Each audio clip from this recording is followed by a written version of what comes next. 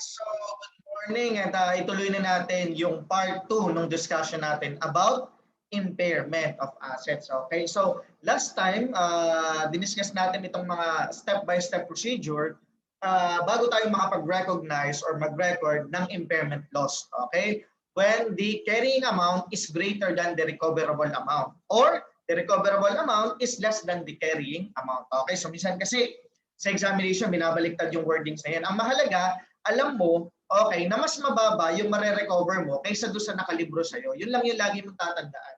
Okay? Ngayon, sabi nga natin, in this video lecture, we will discuss in details yung step-by-step procedure. At ito na nga yung mga step-by-step procedure natin. Number 1, we have to identify the indicators or indication of impairment. Okay? Na nire-require tayo ng PAS 36 ng standard to assess every reporting date. Not necessarily to test, but to assess. Okay? Kasi pag sinabi natin to test, ikukumpara na natin yung carrying amount dun sa recoverable amount. Okay? Unless nga, ikaw ay intangible asset with indefinite useful life or not yet available for use. Okay? Na regardless kung may indication, kailangan i-test annually. Yan. And then, if na-determine na natin yung mga indicators, we have to measure the recoverable amount. The higher between fair value less cost to sell and value in use. And finally, we have to recognize na the impairment loss immediately and presented in the income statement or in the P&L or profit or loss. Okay? So, isa-isahin na natin yung mga step-by-step procedure na yan. So, pag sinabi ba natin indication of impairment, so ibig sabihin may mga indicator. Ano-ano ba yung mga indicator or ano-ano yung mga matters na makakapagsabi sa atin whether present talaga yung impairment, whether yung talagang there is a presence na mataas nga yung nakalibro sa atin kaysa sa recoverable amount. Okay? So sabi ng standard, the indication can be divided into two. The one is external sources and the one is internal sources. So hindi na natin kailangan ipaliwanag kung ano external. Ibig sabihin outside, di ba? Outside source. While internal is inside, di ba? Within the company, within the entity. Okay. Ipaliwanag natin by annotating itong mga nakalagay dito. Unahin natin yung external sources. So, itong mga nandito daw are some, hindi ito lahat, okay? There are other indicators, but these are some or common na mga external sources para masabi natin na talagang okay, meron talagang indication of impairment. Okay, number 1, isa-isahin natin. Okay, the word is significant. Significant decrease or significant decline in the market value of the asset. Okay? Hindi lang ba sa decrease or decline, kundi significant. Ibig sabihin, malaki talaga yung ibinaba nung value niya sa market. Diba? Example nga, yung sabi ko sa inyo, diba? Yung pakpak ng aeroplano, yung wing, diba? Na stock ng matagal at lumang-lumang model na. So, wala na halos nagde-demand dun sa ganong klase ng wing for the aircraft or sa aeroplano dahil may mga bagong model na lumalabas. So, technically, dahil sobrang tagal na nung parts nung aircraft, di bumaba na talaga ang value niya. Okay? So, yung sinasabing significant decrease. Okay? Kasi parang almost 20 years or 10 years na yung nakalipas eh. So, may mga bagong model na talaga. Ngayon, itong significant decline in the market value ay dahil sa mga ganitong reason. Okay, una yung passage of time. Even though, okay, katulad nun, bago pa naman yung wing, di ba? I mean, bago, hindi pa siya nagagamit. Pero, due to the passage of time, na may mga lumalabas na ng mga bagong model, bagong designs, okay, nagde-decrease talaga yung value. Para lang yan sa cellphone, di ba? Okay? Talagang sobrang bumaba na yung value. Kung dati, originally, nabebenta mo pa ng 1,000, ngayon baka hundreds na lang, di ba? Okay. Yung mga sobrang lumang model. Ano pa? Yung normal use niya. Diba? Dahil ginagamit natin. Okay? Talagang bumababa rin yung value niya. Nagde-decline yung value. And of course, new competitor entering into the market. Yan ha. Okay. So, pwedeng yung inventory natin, yung investment property natin, yung ating property, plant, and equipment. Diba? Because of the competition at dumadami, so, bumababa din talaga ang value, di ba? Because of the law of supply and demand, alam naman natin yan. And because of the competition, we have to compete in the most affordable prices. So kailangan bababa din talaga. Okay? Yung market value ng ating mga assets na ginagamit for our business. Yan, okay? So significant decrease or decline. Ano pa? Okay, by the way, kaya siya naging external because kung mapapansin mo, di ba? Yan, no? We're talking about the outside market. Let's now go to significant change. Again, it is not only a change but significant change. Ibig sabihin, drastic talaga. Okay? In the customer taste or yung tinatawag nating market preference. Nag-iiba-iba kasi, okay, ang taste ng ating mga customer. 'Di ba? Kaya kung mapapansin mo, may mga nagte-trending na na damit ngayon or yung mga, 'di ba, nung pandemic, yung dalgona coffee, may mga nagte-trending na mga ganyan, okay? So, itong market, itong mga customers natin, kung ano yung nauuso kasi, yun nga, nagpapalit sila ng preference. Okay? So, because of the significant change, possible na halimbawa yung machinery na ginagamit natin to produce a product na mabenta nung una is, okay, dahil wala nang demand dun sa product or nagbago na ang taste ng mga tao for that product, so bababa yung market value. Okay? Yung nung ating asset because of the significant change in the market preference. Ano pa? Okay. There is an increase in the interest rate or market rate of return on investment which will likely affect the discount rate used in calculating the value in use. So mamaya, madidiscuss natin sa kasunod na slide nito yung ibig sabihin ng value in use. But yung value in use kasi naka-present value siya. Ngayon, kung naka-present value siya, we will be using, of course, the effective interest rate. Ngayon, if there is an increase in the effective interest rate or market rate on the return on investment, definitely, it will affect the value of the asset. Yan, okay? And the carrying amount, okay, of the net asset. By the way, pag sinabi natin net asset, that would be the equity. Diba? Kasi assets less liability, that would be the net assets. That's the other term. So the carrying amount of our equity is greater than the market capitalization. Or simply, the carrying amount of the net asset is greater than the fair market value of our equity. Yan, di ba? Yung equity natin, particularly mga corporation, pag nagbebenta tayo ng shares, di ba? So, bumababa, tumataas ang value na. Ngayon, okay, yung ating carrying amount ng ating equity, okay, ay mas malaki kaysa kung magkano yung value niya sa market. Kung magkano na bibili yung shares natin, for example, kung quoted price yan, di ba? Yan, okay. So, mas malaki na yung nakalibro. Again, mas malaki yung nakalibro kaysa dun sa kung magkano yung fair value niya sa market. Nagkakaintindihan? Okay. So, these are just some or ordinary or basic sample of external sources. Yan, significant decrease and decline in the market value, significant change in the market preference, increase in the market rate, or sorry, interest rate or market rate nga, and then the carrying amount is greater than the fair value of the net assets. Let's now go to internal sources. Yan, okay. So ito namang internal sources, of course, within the entity. So ano naman yung mga indicator? Una, if there is an evidence of obsolescence or physical change of an asset, di ba? Yan yung sinasabi nga natin na obsolete na yung ganong model ng wing or obsolete na yung ganitong model ng cellphone or ganitong computer or there's a physical change in the asset, di ba? Nagkakaroon na ng mga, pag hindi rin kasi nagagamit, lalong nasisira, di ba? Nai-stop, okay, nagkakaroon ng mga, kumbaga, sira-sira, ganyan, something like that. Okay, so may evidence daw na ganon. Ano pa? Again, significant change, okay, in the manner or extent in which the asset is used with an adverse effect on the entity. Anong example nito?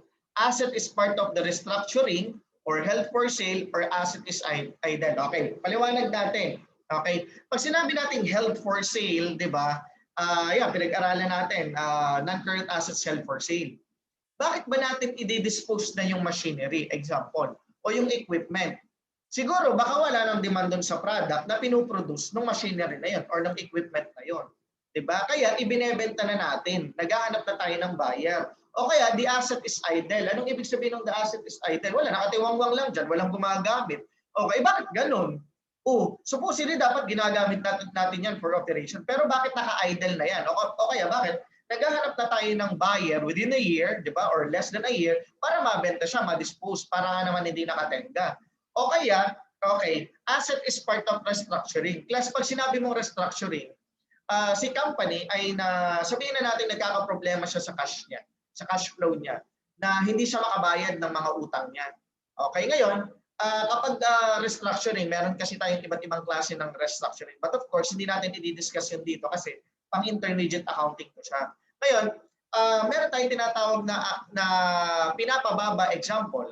Diba? Papayagan ka ng pinagkautangan mo na, sige, babaan natin yung interest rate para hindi ka na masyadong malaki ng utang. O kaya, yung mga hindi mo na bayarang interest dati, huwag mo na munang bayaran o babaan na natin yung principal amount mo. Kumbaga, yung nagpautang sa'yo, kaysa nga naman hindi ka makabayad, di ba? Kaysa nga naman wala siyang ma-receive, o edi kahit pa paano may ma-receive siya. Yun yung sinasabing restructuring. So the asset is part of restructuring. Malamang, baka isinasanla mo yan, di ba? O, naka-collateral, kumbaga. Oh, so bakit mo kinolateral? Bakit mo binebenta? Or bakit siya idle? Yun yung sinasabing there is a significant change in the manner or extent in which the asset is being used. Dati ginagamit, tapos ngayon, ba't binebenta na? Okay? And then, there is an evidence that the economic performance, ibig sabihin ng economic performance, yung magdadala sa atin ng benefit, di ba, ng income, pasok ng revenue sa atin ito. Okay? That the asset will be worse than expected. Anong ibig sabihin nun? Di ba, yearly ang mga company, nagbabudget yan ng kanilang revenue, ng kanilang mga expenses, di ba? Napag-aralan niyo sa cost accounting yan, tsaka sa managerial accounting or management science, di ba? So binabudget yung mga yan. Even the net income, yung target, binabudget yan. Ngayon, siyempre, malaking part ang gagampanan ng ating mga assets dyan. Particularly kung halimbawa yung machinery yan na nagpo-produce ng ating mga product, di ba? So diyan nakasalalay ang buhay natin. Ngayon, ang nangyari, yung economic benefits na ina-expect natin ay hindi mamimit. Diba? Kaya worse than expected. Example, katulad nito, the undiscounted net cash flows. Anong ibig sabihin ng undiscounted? Ibig sabihin hindi present value. Okay, yung actual amount talaga. So, actual cash inflow less actual cash net flow. Yan, okay? Or the expected cash inflow versus outflow. So, undiscounted net cash flows from the asset are significantly worse than the budgeted. So nag-budget tayo, and then we have the actual. Bakit ganun? Bakit bumaba yung tinanggap nating na cash flow or net cash flow? Eh, hindi naman ganito yung binudget natin. Ano nangyari? O kasi nga, baka nga, yung machinery nga na ginagamit natin, naluluma na, bumabagal na, wala nang demand for that product, kaya naka-apekto yun dun sa pagpasok ng pera sa business or sa negosyo. Nagkakaintindihan? So, ito, the external and internal sources, okay, syempre, hindi naman lahat yan naka-enumerate. There are other indicators at it depends on the company's practice. Silang nakakaalam, okay, na there is a significant decline in the market value. Or, kita mo naman doon sa physical change or yung paggamit mismo ng asset, nag-iba. Okay, parang kayo, nanlamig na lang bigla. Okay? So, parang nag-iba na ang turingan. Dati sweet na sweet, ngayon nag-iba na. Okay? Maybe your relationship is impaired. Okay? Hindi na appreciated, iba yun. Impaired. Okay? Kidding aside, let's continue the discussion. Okay. Sabi dito, note, the external and internal sources of information is not exhaustive. Anong ibig sabihin nun? Merong ibang mga indication na hindi na enumerate dun sa binanggit natin kanina. Kumbaga, yung mga yon ay common or normal indicators. Okay, so the entity may identify other indications that the asset may be impaired.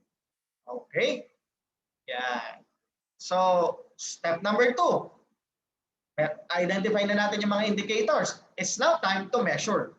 Okay, the recoverable amount. Kasi, ikukumpara na natin yan doon sa carrying amount na diba? So, carrying amount versus recoverable amount. Definitely, mas mababa yung recoverable. Dapat.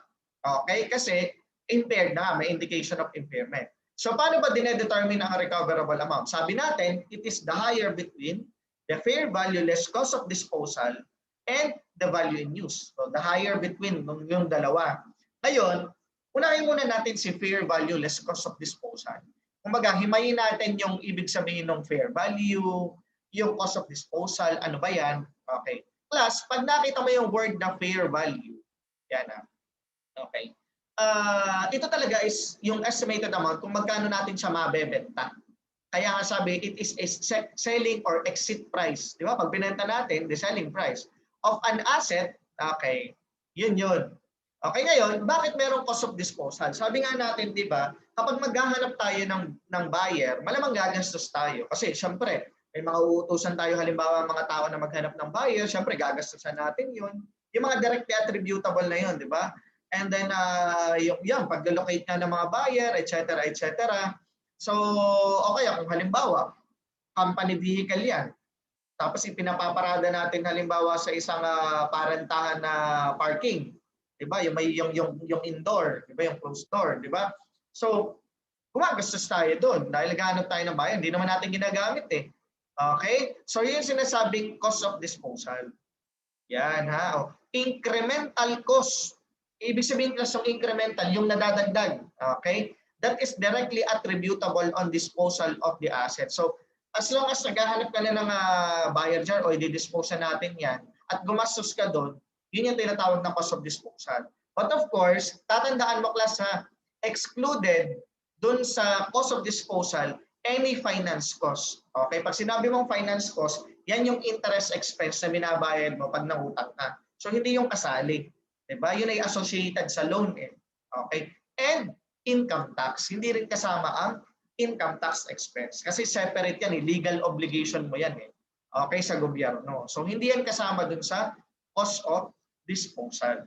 And then sabi nga natin, pag sinabi nating fair value, okay, as defined by PFRS 13, di ba, fair value measurement, it is the price that would be received to sell an asset. Yung price daw na marireceive mo pag binenta mo yung asset, di ba? Okay? In an orderly transaction between the market participants. Orderly transaction, ibig sabihin, may pagka-formal, di ba? Or kung hindi man, di ba, maayos ang usap. Di ba? Of market participants. Sino ba yung market participants? The buyer and the seller. At the measurement date o yung transaction date natin. So sa madaling salita nga, yan yung selling price. Less cost of disposal, yung mga nagastos mo. Di ba? Parang halimbawa, halimbawa lang ha, di ba? Nagbebenta ako ng lupa. So, kumuha ako ng ahente. Siyempre, yung ahente, babayaran ko yung commission niya dahil siyempre naghahanap ng buyer, pumupunta yan dyan, itinutong niya yun doon sa lupa, ipinapakita. So, yung mga yun, cost of disposal yun. Okay, kasi gumagastos ako doon. Yan ha, including yung commission. Nagkakaintindihan? Okay, so that's the fair value less cost of disposal. Ito namang isa, yung value in use. Tatandaan mo, class. Okay. Unang-una, pag narinig mo yung value in use, we have to compute for the discounted value. Meaning, ipe-present value natin. Di ba naaalala mo, bakit ba natin pine-present value ang amount? Because, ang kino-compute natin dito, okay, ay ina-expect natin cash inflows. Cash inflows, ibig sabihin yung pera na papasok sa company. Diba? For a very long time, more than a year. Diba? Example, bumili ako ng machinery na nagpo-produce ng mga paninda ko, ng product ko. Siyempre, hindi lang naman isang taon ko yung gagamitin. Ang estimate natin, more than 1 year yan. So, halimbawa, 5 taon or 10 taon kung pakikinabangan. Diba? So, siyempre, pag sinabi natin pakikinabangan, may papasok na income sa atin, na revenue sa atin because of the machinery na nagpo-produce ng product. So yung income, okay, yung cash flow na ina-expect natin na papasok sa atin, okay, for the next 5 years, for example, we have to compute for the present value of that. Okay? So 5 years from now, 'di ba? Meron akong ina-expect na papasok. Oh, 'di ba? Yan. Kaya sabi dito, the value in use is the present value or discounted value. Hindi ko na kailangan ituro yung present value kasi naituro na natin 'yan. Kung hindi mo pa napapanood, panoorin mo yung mga ibang video lecture natin sa intermediate accounting on how to compute for the present value. Okay? So sabi dito, the present value of the future net cash flows. Class, tandaan mo ha, net. Ibig sabihin, inflows less outflows. Okay? Naibawas mo na yung outflows. So, future net cash flows expected to be derived from that asset. So sabi nga natin, yung machinery na magpuproduce ng product, syempre may pasok na pera sa atin yan. May labas din naman kasi mamumuhunan tayo. So yung neto, yung mismong tira na, yun yung ipa-present value natin. Okay? And also, don't forget, okay, pakinote, the cash flows and the discount rate are both pre-tax. Ibig sabihin, wala pang effect ng taxation dito. Okay? Or ng tax dyan. Okay? Pre-tax. Hindi pa natataksan sa madaling salita. Okay? So pakinote ako nun, baka makalimutan.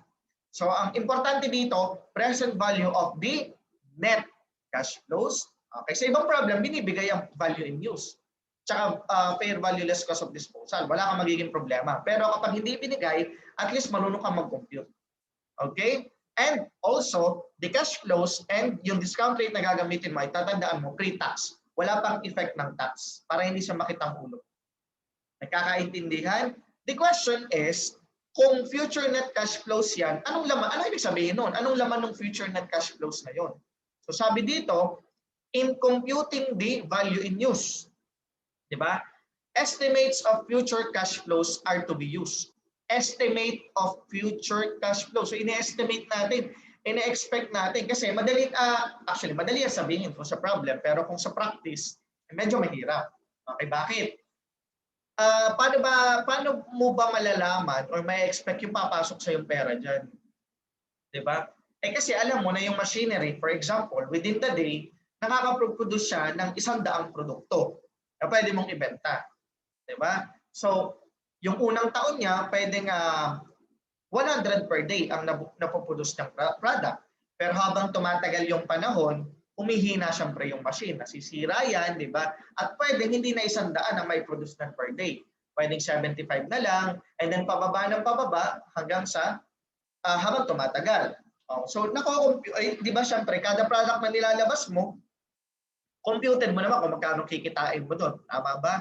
So yung sinasabing estimate of future cash flow. I-multiply mo lang yun dun sa kung magkano mo ina-expect na mabenta, less cost of disposal, di ba? O yung puhunan. Yan, okay? So ano-ano ba ang laman ng future cash flows na yan? Una, ito, para hindi malito, PPN. Okay, ang laman ni value in use ay si PPN. Ano yung PPN? Number 1, P, projections of cash inflow from the continuing use of the asset. Okay? Projection of the cash inflow. Okay?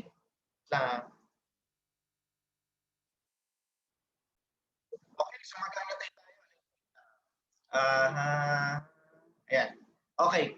Projection of cash inflow muna. Diba? From the continuing use of assets. Yung papasok sa ating pera. Makakompute natin. Tinuruan ko na kayo, di ba? Yung basic example. Yung per day na product na napuproduce, multiply mo lang kung magkano mo na-expect mabenta yun. And then kasunod, syempre, projection of cash outflow. Okay, necessarily incurred to generate the cash inflow from the continuing use of the asset. Syempre, gagastos ka naman doon sa pagpuproduce ng iyong mga product. Particularly, halimbawa, yung maintenance ng machine. Diba? Yung pagpaparepair nun. So yun yung mga projected cash outflow natin. Lalo na kung regular mong pinapa-repair yan. Diba? Tapos magbibigay ka ng halimbawa, allowance sa ilalabas mong pera kasi baka mamaya bigla talagang totally masira kahit na merong parang regular check-up ng machine or regular repair. Diba? So, projection of cash inflow less projection of cash outflow ang mangyayari dyan. Diba?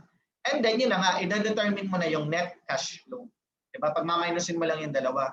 Okay, net cash flows received or pwede rin namang paid on the disposal of the asset at the end of the useful life in an arm's length transaction. So, yung ina-expect kasi, di ba, may useful life lang yan, yung panahon na meron lang silbi sa atin yung machinery. Di ba? So, may pasok ng pera, may labas ng pera. So, yung less lang natin yun yung future net cash flows. Okay? So, sa madaling salita, ito yung ine-expect talaga natin. Okay? Nalalabas at papasok na pera sa atin. Okay, so value in use versus fair value less cost of disposal, whichever is higher. Okay, so I hope malinaw yan, ha? Yeah. Okay, so let's continue. Erase lang natin yung mga Nakasulat dito. Yan. Okay. Ngayon, baka mamaya, kung ano-anong isama mo dun sa value in use computation. So, sinabi naman dito na these are, or ito yung mga example natin, okay, na mga hindi included in the estimate of future cash flows. Pag daw magko-compute ka ng value in use. Okay? Swerte ka kung for problem solving, ibigay yung value in use. Wala ka na magiging problema. Pero pag pinakompute sa'yo at isinama ito, tanggalin mo. Kasi not included. At para hindi mahirap, tawagin natin siyang refi. Diba? Parang SEFI. O yan, refi. Okay? So ano ba si refi? Number 1, future cash flows relating to our restructuring to which the entity is not yet committed. Okay? Sabi nga natin, nagkakaroon class ng restructuring kapag ang kumpanya ay nagkakaroon ng problema sa pera. Ibig sabihin nun, kung may mga utang siya, hindi siya makabayad. Yan. Okay, kaya sabi, future cash flows relating to restructuring. Di ba yung mga ilalabas niya? Pero itong restructuring na to, not yet committed. So hindi pa, wala pang commitment yung company. Kaya hindi pa kasali. Okay? Itong si restructuring. Kapag wala pang commitment yung business. Okay? Kasunod, future cost, di ba? Improving or enhancing the asset performance. Diba? So enhancing the asset performance. Halimbawa, ina-upgrade mo. Diba? Ina-upgrade mo yung machine. O hindi kasama daw yun. Yung pagpapa-upgrade. Enhancing the assets performance. Okay? Ano pa? Cash inflows or outflows from financing activities. Sabi natin, pag financing activities, yung pinagmumula ng kapital ng business. So halimbawa, kumuha tayo ng mga investors, may pinasok na pera sa atin para ibili nitong machinery na to, or ang nangyari, nangutang tayo, di ba, financing activities yun, hindi daw yun kasali, including yung babayaran nating interest at saka dividend kung investor yung kinuha natin. Okay, that would not be included in the estimate of future cash flows. Okay, and ano pa? Okay, income tax. O, sabi natin, di ba dapat pre-tax to. So hindi kasama yung income tax computation. So si refi, restructuring that is not yet committed. Okay, E, enhancing of the assets performance, yung parang ina-upgrade or para mag-improve yung performance niya. And then F for financing activities, lahat ng inflow and outflow hindi kasali. And of course, income tax. Okay? Huwag mong pasakitin ang ulo mo, hindi yan kasama. Okay? Yeah. Okay, so I hope malinaw yung step number 2, the computation of the recoverable amount. Yeah. So let's now go to, ito, madali lang ito. Kasi there are indicators of impairment. Na-compute na natin yung value, di ba? Whichever is higher. And then, we will now recognize the impairment loss. So sabi nga natin, pag impairment loss, the carrying amount is greater, di ba, than the recoverable amount. So the difference is impairment loss. Ang tanong is, kailan i-recognize? Sagot, immediately. Diba? Okay. And then, where to present? Profit and loss, or P&L, or tinatawag nating income statement. Kakaintindihan po? So, immediate ang recognition. Yan. Okay. Kailangan i-reduce na talaga agad natin yung carrying amount papunta kay recoverable amount. Okay? So, nakompleto na natin yung 3 steps. Identify indication of impairment, compute for the recoverable amount, and then recognize impairment loss. Okay? Yan. So, para mas ma-appreciate natin at mas maintindihan, magpakita tayo ng sample illustrative problem coming from the book of Attorney Valix, of course. Okay, yung ating source material. Yan. Okay? So, himay-himay natin para mas maintindihan. At year-end, diba, an entity has a machinery with the following cost and accumulated depreciation. So, si machinery daw, the original price is 5 million. Diba? And then, of course, nag-depreciate na yan. Okay? Meron siyang useful life na 5 taon. Pero 2 taon na yung nakalipas. So, 2 years na yung nag-expire. So, may accumulated na depreciation na 2 million. So sa madaling salita, 1 million kada taon ang depreciation. Ngayon, magkano na lang ang carrying amount niya this year? 3 million na lang. Okay, so the carrying amount is 3 million. That's the CA. Okay. And then, due to the obsolescence, di ba? Naluluma na daw, obsolete, and physical damage, the machinery is found to be impaired. So that's the first step. There are already indicators of impairment. So ito yon yung sinasabi. Ngayon, kung meron ng indicators, anong kasunod? We have to determine the recoverable amount. The entity has determined the following information with respect to the machinery at year end. So, assuming nga, yan nga, na-compute na yung fair value less cost of disposal. Ang na-compute na amount, 2.4 million. Diba? And then yung value in use, 2.2 million. Sabi natin, whichever is higher. So, ang susundin natin or gagamitin natin, si fair value less cost of disposal, 2.4 million. Okay? Ang tinatanong dito is how much is the impairment loss to be recognized? So that would be the step 3. Diba? Determine the amount, okay, of impairment loss, recognize impairment loss. So again, CA versus RA. So CA natin, 3 million. Diba? Recoverable amount, 2.4. Diba? Whichever is higher. Kasi mas mababa si value in use. Eh. So the difference is 600,000 and that would be recognized as impairment loss. Okay? Ngayon, what would be the journal entry? Debit impairment loss, 600,000 and credit accumulated depreciation, 600,000.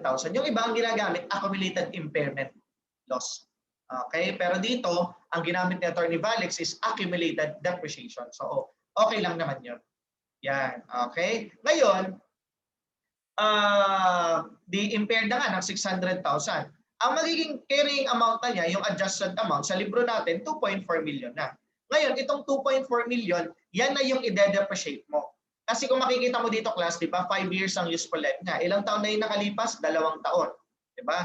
So sa susunod na taon, ang gagamitin mo na for the remaining 3 years, di ba, may remaining 3 years pa pag magde-depreciate ka, edi yung 2.4 million, hindi yung 3 million. Kasi na-reduce na natin from 3 million going to 2.4.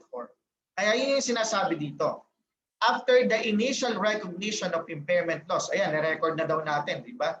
Okay. The depreciation charge of the asset shall be adjusted in the future period. So ang gagamitin na daw natin yung 2.4 million. Okay? And allocate the revised carrying amount. Ano yung revised carrying amount? 2.4 million. Di ba? Less residual value kung meron, di ba? On a systematic basis over the remaining useful life.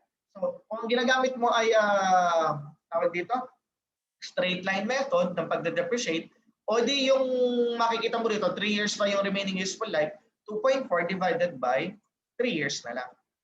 Okay, yun na yung gagamitin mo, 2.4 million. Nagkakaintindihan po? Okay, so I guess hanggang dito na lang muna yung part 2 ng discussion natin para hindi masyadong mahaba. Okay? Yung part 3, as i-discuss natin, pwede po bang ma-reverse ang impairment? Okay? And of course, yung cash generating unit na nagkaroon ng impairment. Okay? So there will be a part 3 of this discussion. So for now, yan, mahalaga na ipaliwanag natin in this video yung step-by-step procedures, okay, in details. Again, thank you very much for your listening and keep yourself tuned in lang dito sa ating video or sa ating YouTube channel sa mga video lectures na pinoproduce natin. Okay? So thank you very much and happy learning.